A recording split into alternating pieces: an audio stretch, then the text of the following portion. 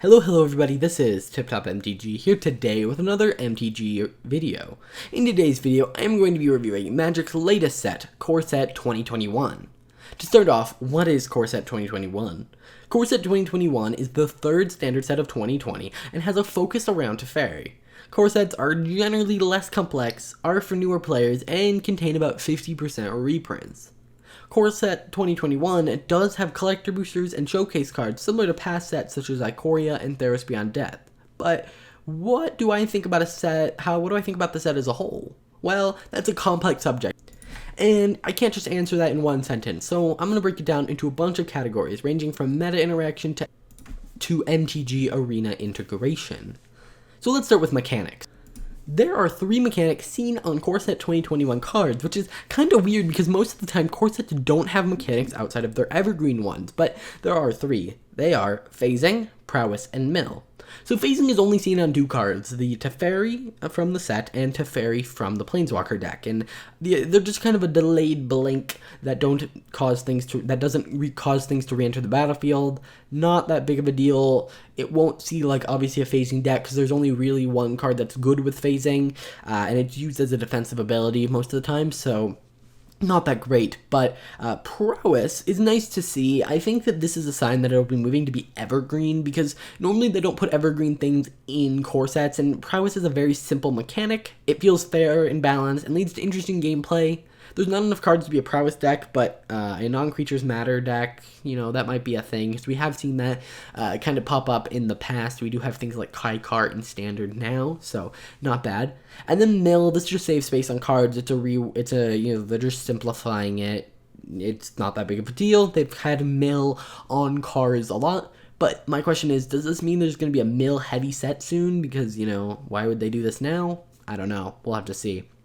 Next, let's talk about power level. It actually seems decently powerful. There's a lot of really good cards and a lot of really expensive cards, which is kind of interesting for a core set. However, a lot of the problem cards are only issues because of other cards in the meta. So I think that this is like a decrease in power level from Eldraine and Ikoria, although Ikoria was really nerfed when Companions were nerfed.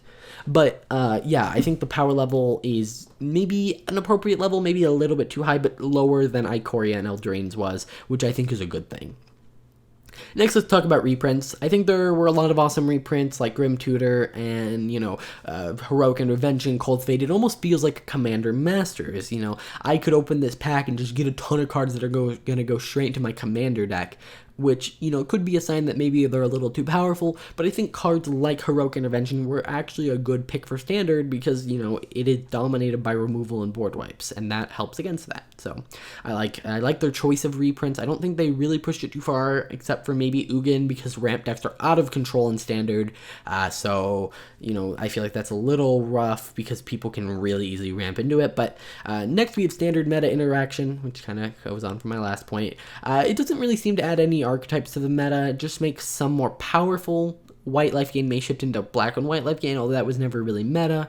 We'll really have to wait a little bit to see how the meta forms after this, but I don't really think this is going to spawn a bunch of new archetypes like Ikoria did. I think it's going to be similar to Theros, where it kind of just builds on the archetypes already there. Let's talk about Limited.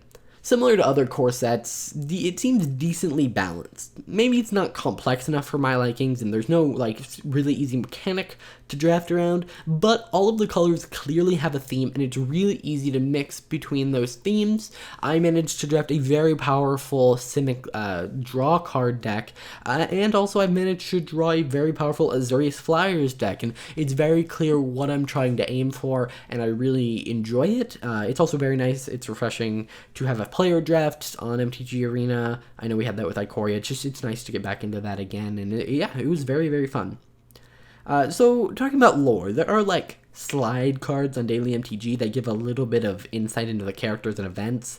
There's no actual story, but there's a new Planeswalker with a little bit of backstory. Maybe that signifies a return to Amonkhet, but it's more than I expected, but less than normal. I mean, it seems to be a little bit more than Theros, because Theros really didn't have anything, but this is just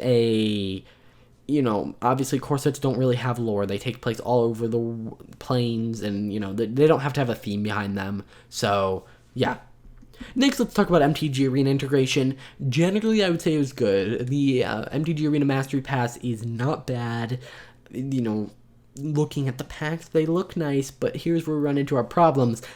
Balance on the patch where they introduced it was atrocious. Like, not balance, sorry, bugs. There are so many bugs, even now, there are a ton of bugs. There's black screening, there's all sorts of craziness, and so it looked, I don't think this had anything to do with Core Set 2021, but it makes it really hard to enjoy it when there are just, you know, bugs here, you know, the game crashes here, tons of people are just stalling out. So yeah, that's, you know, I wish MTG Arena maybe didn't introduce Mac support and change to a 64-bit the 64-bit, you know, architecture, in the same update, because it really makes it hard to enjoy Core Set 2021, but it's fine.